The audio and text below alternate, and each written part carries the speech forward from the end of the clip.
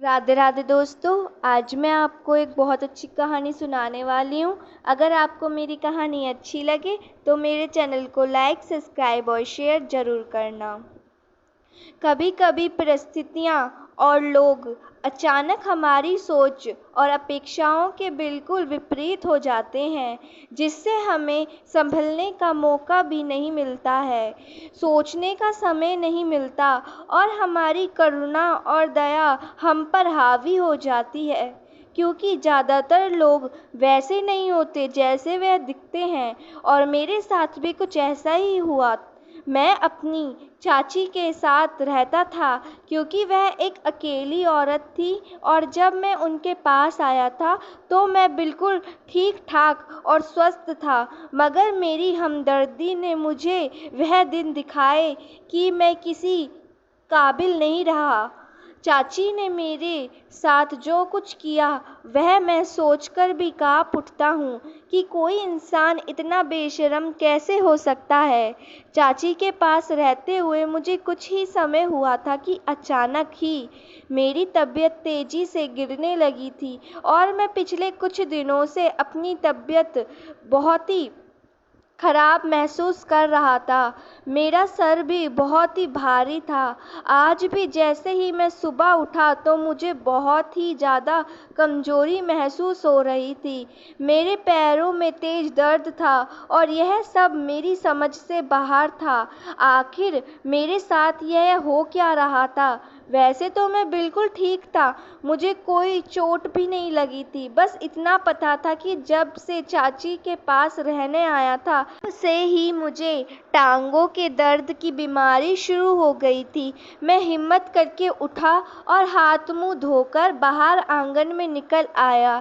चाची घर की सफाई कर रही थी, मुझे देखकर मुस्कुराई और मेरे पास आकर मेरा हाथ चूमा और बोली, उठ गया मेरा शहजादा।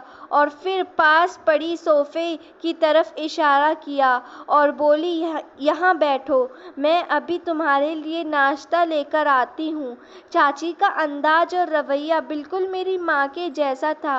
वह मुझसे मेरी माँ की तरह ही प्यार करती थी। मैं उनके कहने पर पास पड़े सोफे पर बैठ गया और चाची नाश्ता बनाने चली गई।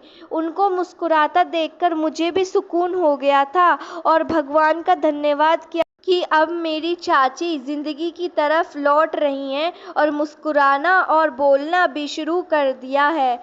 और यह सब मेरी माँ की कुर्बानी की वजह से हुआ था। वह मेरे आने से पहले की तरह हो गई थी, वरना कुछ समय पहले होने वाले हादसे ने उनके चेहरे की हंसी ही छीन ली थी। यह एक ऐसा हादसा जिसमें चाची के जीने की आस ही ख़त्म कर दी थी।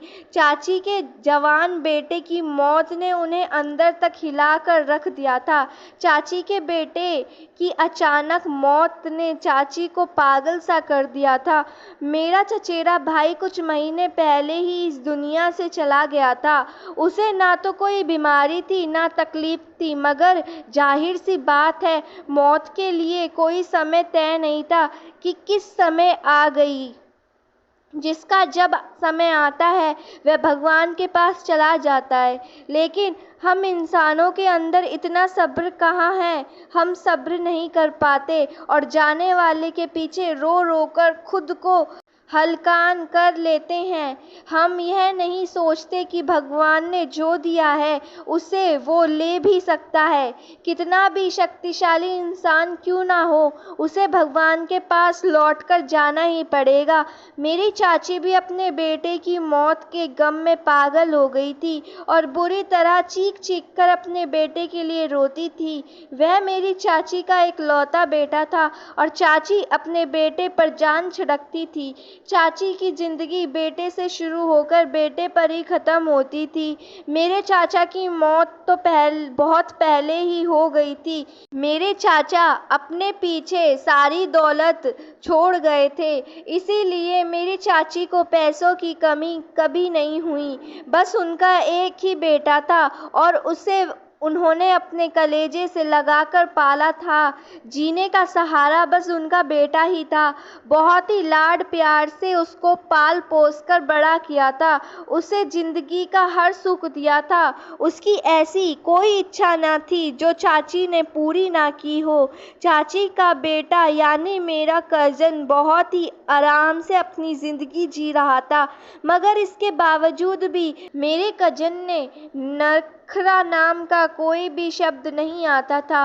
वह बहुत ही हंसमुख और मिलनसार लड़का था। उसने अपने लाडले पर और अमीर होने का कभी नाजायज़ फ़ायदा नहीं उठाया था।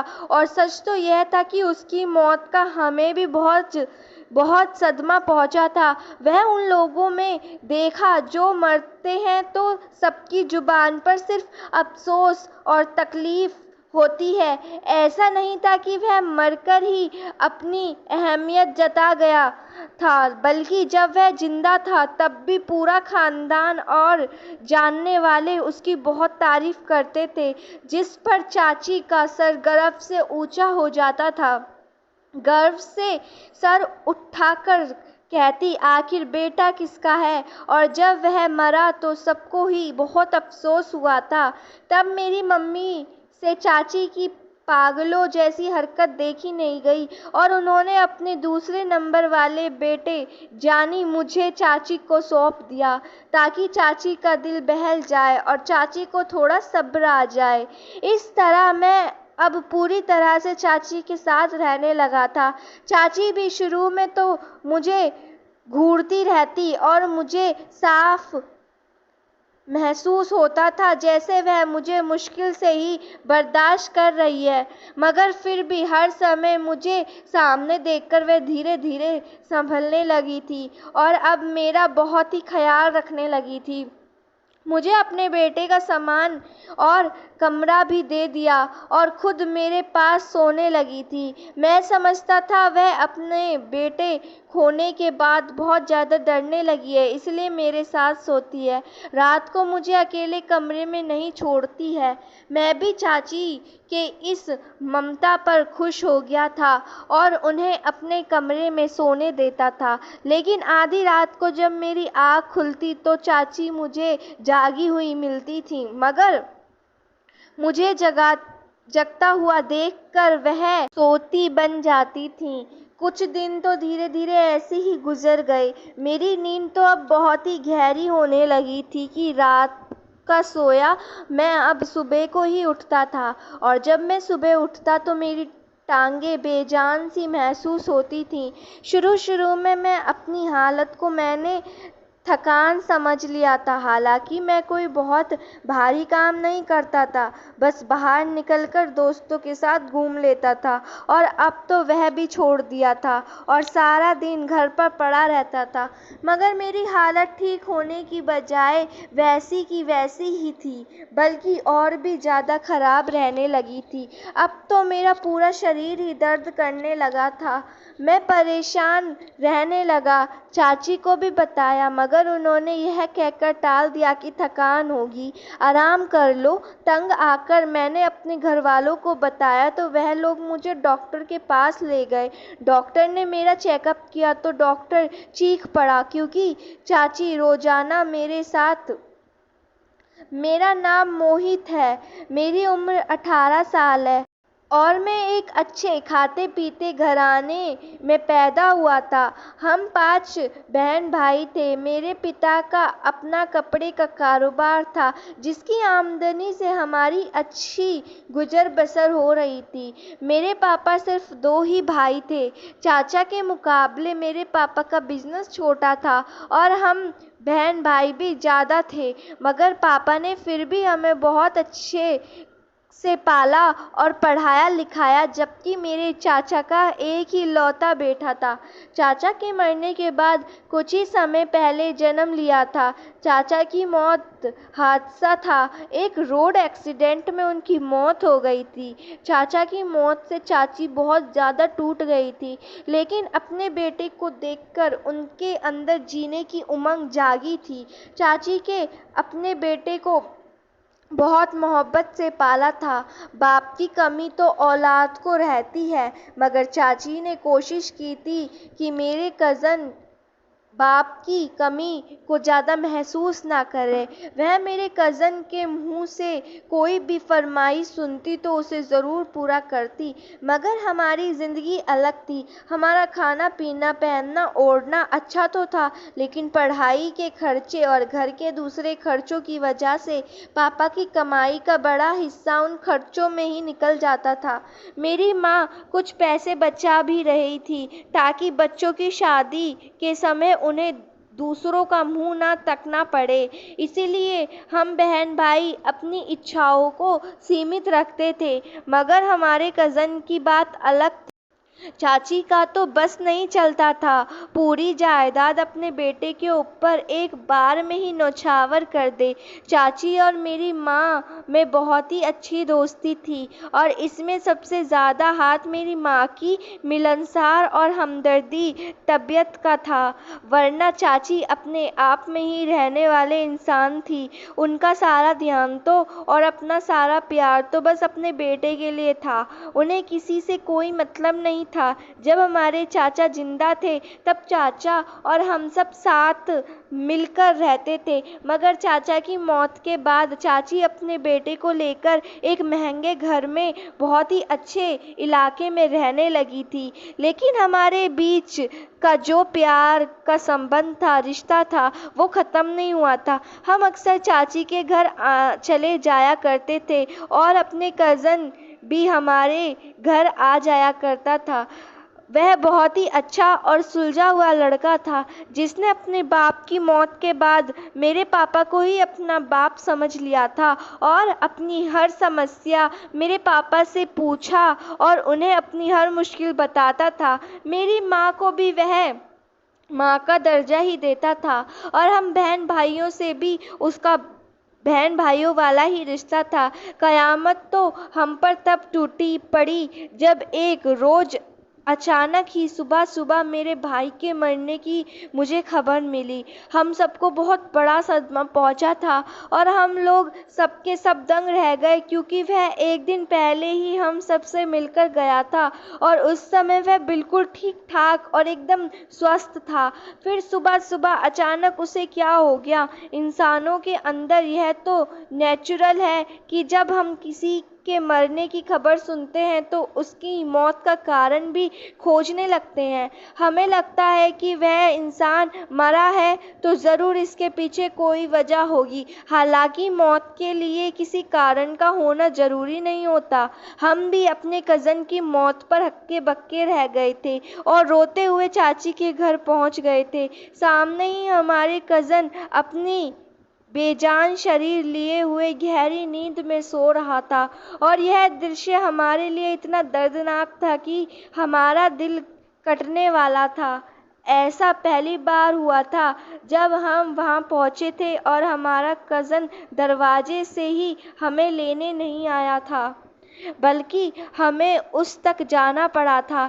चाची की ज़ोरदार चीख पूरे घर में गूंज रही थी, जिसकी वजह से सब ही की आंखों में आंसू आ रहे थे। चाची का सदमा हम सबसे बड़ा था। वह तो उनके जीने की एकलौती वजह थी। हम सब भी रोते हुए चाची के पास पहुँचे, अपने कज़न के मौत के पीछे का कारण जानने लगे। तब चाची ने रोते हुए बताया कि रात को तो अच्छा भला था, खाना पीना भी चाची के साथ किया, और फिर बोला कि मेरी तबीयत कुछ ठीक नहीं लग रही है, मैं आराम करने चलता हूँ। चाची ने बताया कि फिर मैंने उसे आराम करने के लिए उसके कमरे में भेज दिया, मगर सुबह जब कॉलेज जाने के लिए चाची उसे जगाने उसके कमरे में पहुंची तो उसका शरीर बेजान हो चुका था। उस अचानक मौत ने सबको ही चौंका दिया था। चाची के लिए यह बहुत बड़ा सदमा था। वह लोग लगभग पागल ही हो गई थीं, और ज़ोर ज़ोर से चीख चीख कर अपने बेटे को पुकार रही थी। जब हमारे कज़न के शरीर को अंतिम संस्कार के लिए ले जाया जाने लगा तो चाची बेहोश होकर गिर पड़ी। मेरी माँ भी बहुत उदास थी और चाची को संभाल रही थी। आसपास लोग चाची के लिए अफसोस कर रहे थे। कितनी जमीन जायदाद और चाचा का चलता कारोबार अब किसके हवाले करेंगी, क्योंकि पति तो पहले ही मर गया था और अब जवान बेटा एक लौता सहारा था, वह भी छोड़कर चला गया। लोगों की इस तरह की बातों पर मेरी मम्मी बहुत अफसोस कर रही थी। का जवान बेटा छोड़कर चला गया हो, उसे भला अब दौलत जायदाद से क्या करना। सबसे कीमती चीज़ तो औलाद ही होती है। जब वही नहीं रही तो दौलत जायदाद तो बेमोल हो जाती हैं। एक माँ के लिए तो उसकी पूरी दुनिया उसका बच्चा ही होता है, और वही दुनिया चाची की लुट चुकी थी। चाची को बहुत देर बाद बहुत ही मुश्किलों से होश में लाया गया, मगर जैसे ही होश में आने के बाद उन्होंने अपने बेटे को अपने पास नहीं देखा तो वह उल्टी सीधी बातें करने लगी। कभी कहती थी कि उनके बेटे को किसी ने मार डाला, और कभी वह चीखने लगती कि उनका बेटा जिंदा है, अपने कमरे में सो रहा है, जल्दी से उठकर आओ, मैं अभी उसके लिए नाश्ता बनाती हूँ। हम सब जानते थे कि उनकी हालत तो उनके जवान बेटे की अचानक मौत की वजह से ऐसी हो गई है। इसीलिए जब सबकी आंखों में आंसू बह रहे थे, मेरी माँ ने जब यह देखा तो वह परेशान हो गई, क्योंकि हम सारी ज़िंदगी चाची के पास नहीं रह सकते थे, और अब चाची अपने बड़े से अकेले घर में कैसे रहती। हम लोगों को तो अपने घर जाना ही था, क्योंकि हमारा अपना घर था। मम्मी ने चाची को अपने साथ चलने को कहा, मगर वह नहीं मानी। उन्होंने कहा कि मैं इसी घर में रहना चाहती हूँ, क्योंकि कभी भी मेरा बेटा यहाँ आ सकता है।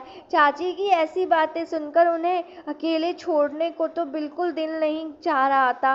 फिर तय हुआ कि हम में से किसी एक को चाची के पास रुक जाना चाहिए, ताकि वह अकेले ना रहें और जो कोई उनका ख्याल रख सके। मेरी बहनों को अकेला नहीं छोड़ा जा सकता था, और बड़ा भाई चाची के पास रहने को तैयार नहीं था। इसीलिए घर वालों ने मुझे ही चाची के पास छोड़ दिया और मुझे समझा बुझाकर चले गए। शुरू शुरू में तो चाची का रवैया वैसे का वैसा ही था।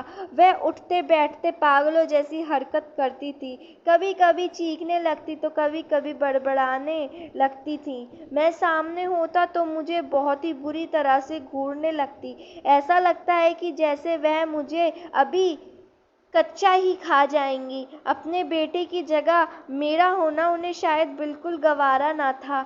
मैं चाची के घूरने से डर जाता था, मगर मैं खुद को समझाता कि चाची भी इस समय बहुत ज़्यादा दुखी हैं, उन्हें किसी के सहारे की ज़रूरत है। अगर मैं भी डरकर पीछे हट गया और उन्हें अकेला छोड़कर चला गया तो चाची का फिर क्या होगा, वह किसके सहारे जिंदा रहेंगी। यही सोचकर मैं सब्र कर लेता था।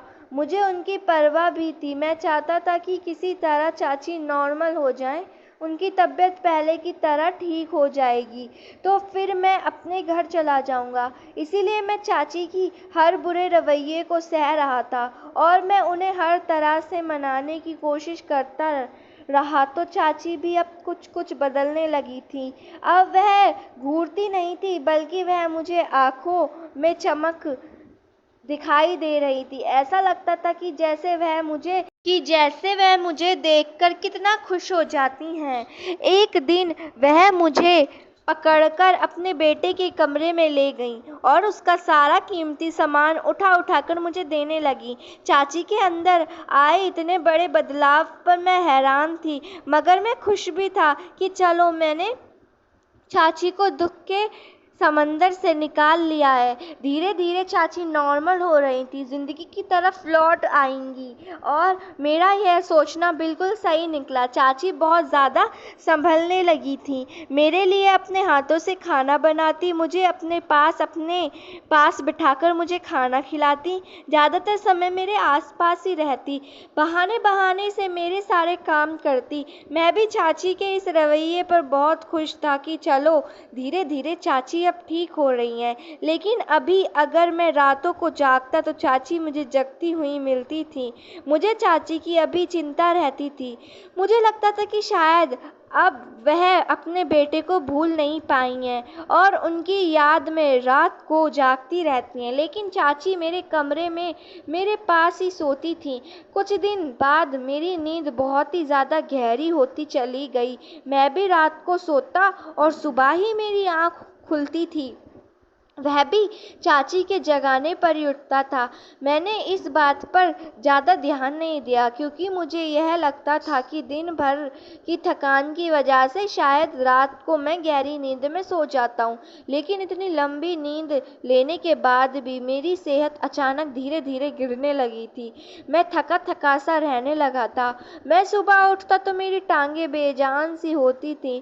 मैं इसे अपनी थकान समझ लेता था और अपनी हालत को इग्नोर कर देता था। अपनी तरफ से पूरा आराम करने की कोशिश करता, मगर मुझे कोई फ़ायदा हो ही नहीं रहा था। अब तो धीरे धीरे मेरे चेहरे की चमक भी खत्म होने लगी थी। आंखों के नीचे काले घेरे पड़ने लगे थे। शरीर दिन ब दिन कमज़ोर होता जा रहा था। हालांकि मेरी चाची मुझे अच्छा खाना दे रही थी। सोने से पहले एक गिलास दूध भी देती। सुबह दूध, ब्रेड, मक्खन, पता नहीं नाश्ते की टेबल पर क्या क्या मौजूद रहता था। सच कहूँ तो मेरी ज़िंदगी अपनी चाची के घर, अपने घर से ज़्यादा ऐश से गुज़र रही थी। मगर फिर भी मैं कमज़ोर होता जा रहा था और यह बात मुझे बिल्कुल समझ नहीं आ रही थी। मैंने एक दिन अपनी यह परेशानी अपनी चाची को बताई कि मुझे यह अजीब सा महसूस हो रहा है। कमज़ोरी भी बहुत ज़्यादा महसूस हो रही है। मेरी बात पर चाची ने गौर से मुझे देखा और ना मैं सिर हिलाते हुए बोली कि कुछ और नहीं है, सिर्फ तुम्हारा वहम है। तुम दोस्तों के पास चले जाओ, हो खेल कूद में थकान हो जाती है, आराम करो, ठीक हो जाओगे। मैं चाची की बात सुनकर चुप हो गया, मगर मैं कोई बच्चा ना था जो मैं अपनी हालत को ऐसे इग्नोर कर देता। नया नया जवान हो रहा था। खेल कूदने से मुझे इतनी कमज़ोरी तो नहीं होनी चाहिए। लेकिन मैं चाची से ज़्यादा बहस नहीं की और अपने कमरे में आराम करने चला गया। अब तो मैंने अपने दोस्तों के साथ बाहर जाना भी छोड़ दिया था।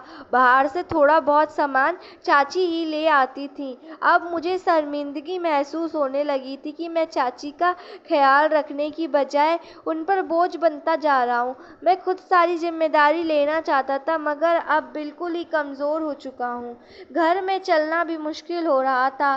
कॉलेज जाना तो दूर की बात है। कभी कभी जब कॉलेज चला जाता तो मेरे दोस्त मुझे हैरत से देखते और कहते, कितने कमज़ोर क्यों होते जा रहे हो। अब तो मेरी टीचर ने भी महसूस कर लिया था कि मुझे सलाह दी कि किसी डॉक्टर को दिखाओ। लेकिन मैं करता तो क्या करता। चाची ने तो मेरी बात मानने से ही इनकार कर दिया था और फिर एक दिन मजबूर होकर मैं अपने घर चला गया और उन्हें अपनी समस्या बताई। मेरी हालत देखते ही मेरे घर वाले बहुत ज़्यादा घबरा गए थे। मेरे पापा मुझे उसी समय डॉक्टर के पास लेकर गए। डॉक्टर ने मेरी हालत देखी तो वह भी मुझे देखकर चौंक गया। उसने मेरा चेकअप किया तो वह भी हैरान हो गया। वह मुझसे तरह तरह के सवाल करने लगा कि मैं कहाँ रहता हूँ, मेरे साथ कौन कौन है। पापा और मैं ऐसे सवालों पर हैरान थे। मैंने डॉक्टर को बताया कि मैं अपनी चाची के साथ रहता हूँ और उनके घर में सिर्फ मेरी चाची के अलावा और कोई नहीं होता है। डॉक्टर ने यह सुनकर हैरत का इजहार किया और मेरी हालत की वजह मेरे पापा को बताई तो मुझे और पापा को तेज झटका लगा। पापा का चेहरा गुस्से से लाल हो गया और मैं जहाँ था वहीं बैठा रह गया। हम दोनों बाप बेटा सर झुकाए घर पहुँचे तो घर वाले हमारा इंतज़ार कर रहे थे।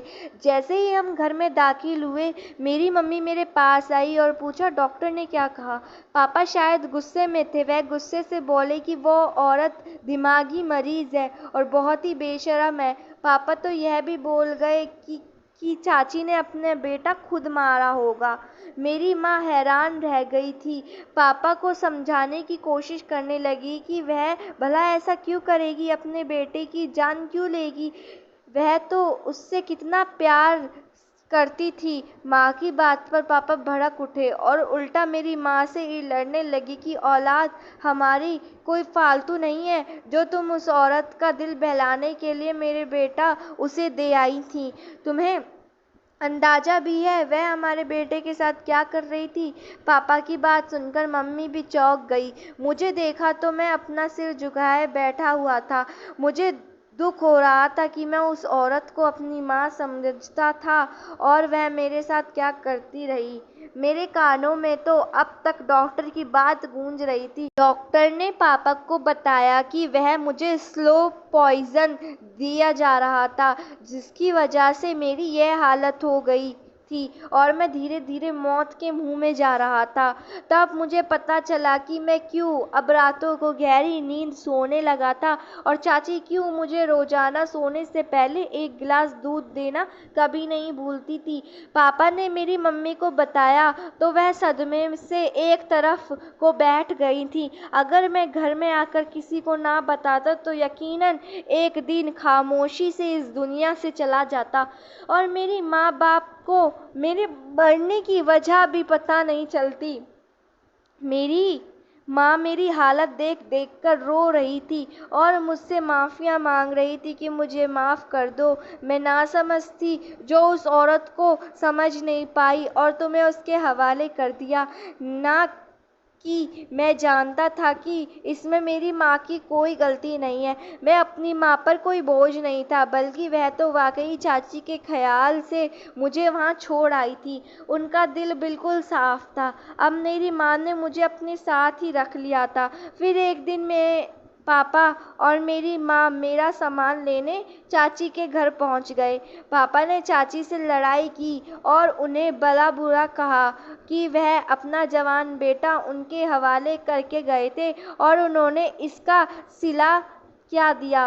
पर चाची ने जो बात कही उसे सुनकर मेरे माँ बाप की बोलती बंद हो गई थी। उन्हें तो कुछ समझ ही नहीं आ रहा था कि आखिर क्या बोले जा रही हैं। चाची गुस्से से चीखते हुए कहने लगी कि तुम लोगों ने मेरी हमदर्दी में नहीं बल्कि मेरी दौलत जायदाद के लालचे में अपना बेटा मुझे सौंपा था।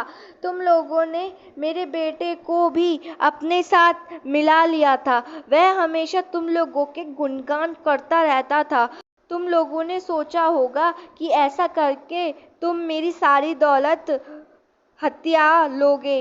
वह ना जाने क्या क्या बोलती जा रही थी। तब हमें पता चला कि चाची के दिल में हमारे लिए कितनी नफरत भरी हुई थी। चाची को लग रहा था कि हम दौलत जायदाद आदि के चक्कर में उनके बेटे से इतना प्यार जताते थे।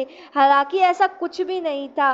फिर मेरी चाची मेरी माँ से चीखते हुए बोली कि मेरे बेटे पर डोरे डाल रखे थे। तुम लोगों ने अपनी बहन की बेटी की शादी मेरे बेटे से करवाना चाहती थी जिससे कि मेरे बेटे को मुझसे छीन सको और सारी दौलत जायदाद हथिया सको।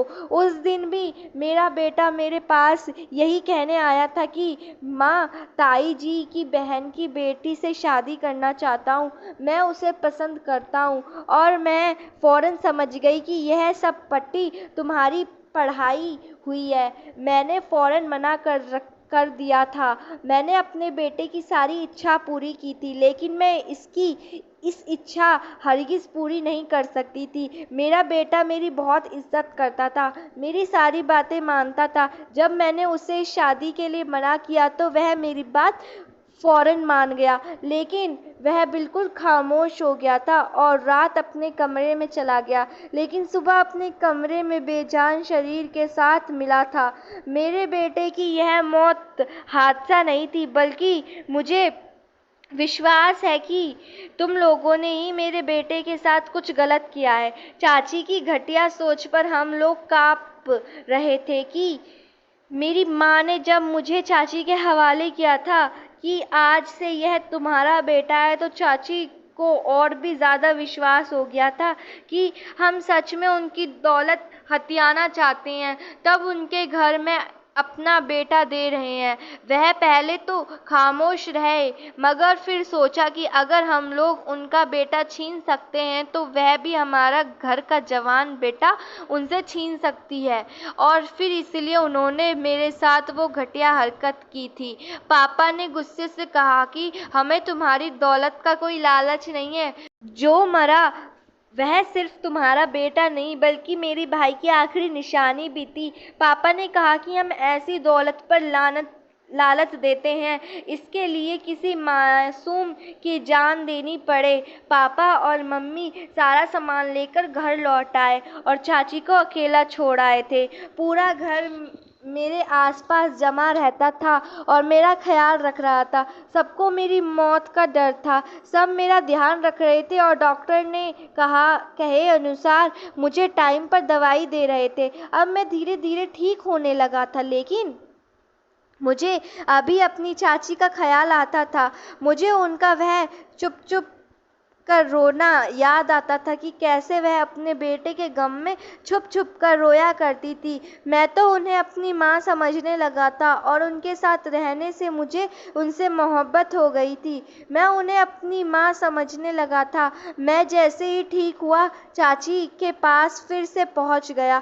चाची मुझे देखकर नज़रें चुराने लगी थी। वह बहुत ही कमज़ोर और बीमार लग रही थी। मैंने उनका हाथ थामकर उन्हें अपने साथ चलने को कहा। मैंने चाची से कहा कि आप अपनी सारी दौलत जायदाद को गरीबों में बांट दें और गरीबों के लिए एक बड़ा सा हॉस्पिटल बनवा दें जिसमें गरीबों का मुफ्त इलाज किया जाएगा। ऐसा करने से आपके बेटे की आत्मा को शांति मिलेगी और आपके दिल को भी चैन मिलेगा। मुझे आपकी दौलत जायदाद का कोई लालच नहीं है। मेरी बात सुनकर चाची रो पड़ी और मुझसे माफ़ी मांगने लगी। उन्हें अपने किए पर पछतावा होने लगा था। मैंने माँ समझकर अपनी चाची को माफ़ कर दिया। उन्होंने अपनी जायदाद आज का आधा हिस्सा मुझे देने का कहा, लेकिन मैंने मना कर दिया। फिर चाची ने अपनी सारी दौलत जायदाद आज गरीबों में बांट दी, अपने बेटे के नाम से एक हॉस्पिटल बनवाया और उसमें गरीबों का मुफ्त में इलाज होने लगा। अब चाची हमारे साथ ही रहती थी। उनके चेहरे पर सच्ची खुशी दिखाई देती थी, जिसे देखकर मेरे दिल को बहुत सुकून मिलता था। मेरे घर वालों ने भी चाची को माफ़ कर दिया था और हम सब लोग मिलकर रहते थे। धन्यवाद दोस्तों।